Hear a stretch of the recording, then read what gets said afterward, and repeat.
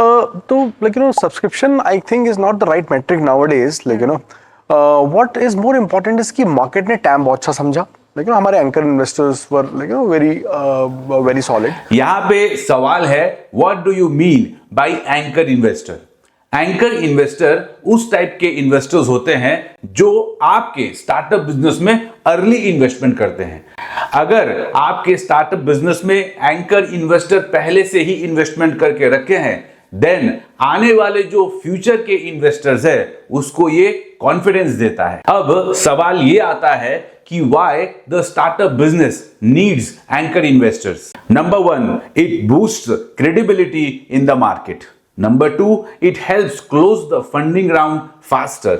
Number 3, it brings expertise and guidance. And number 4, it makes it easier to attract additional investors. This question is about profitability, right? अरे देखिए आप पूरे number पे पास हो रहे हैं आज के टेस्ट में. What is the path to profitability? What is the timeline? So less than 12 months is what we are guiding to the market. EBITDA, a positive. यहाँ पे सवाल है, what do you mean by EBITDA?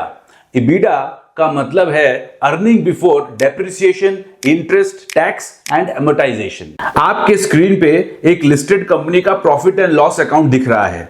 अब इस profit and loss account से EBITDA निकालना है. Suppose मार्च 2025 का EBITDA निकालना है. Then EBITDA is equals to profit before tax, which is equals 5261 plus depreciation 4493 plus interest 182. यानी EBITDA आपका आया 11,636. और EBITDA परसेंटेज ऑन सेल्स कितना होगा? That is EBITDA by sales into 100, which is 11,636 divided by 1,13,663 into 100, which is equals to 10.23%. EBITDA आपको बताता है कि कंपनी के एक्चुअल ऑपरेशन से कितना अर्निंग जनरेट हो रहा है. That is without giving the effect of interest, tax and depreciation. PAT positive. So EBITDA though already we are there. EBITDA positive, we are already there. And our EBITDA has improved almost 4 times in just 2 years. But PAT level profitability is not a challenge. That will come in less than 12 months. अब next हम लोग समझते हैं PAT किसे कहते हैं. PAT का full form है प्रॉफिट आफ्टर टैक्स.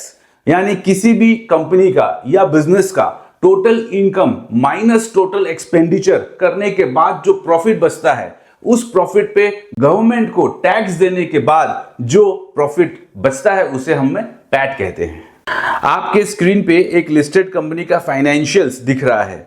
अगर कोई आपसे पूछता है कि ईयर एंडेड 31 मार्च 2025 का पैट क्या है इस कंपनी का, तो आप ईयर एंडेड 31 मार्च 2025 के कॉलम में जाइए.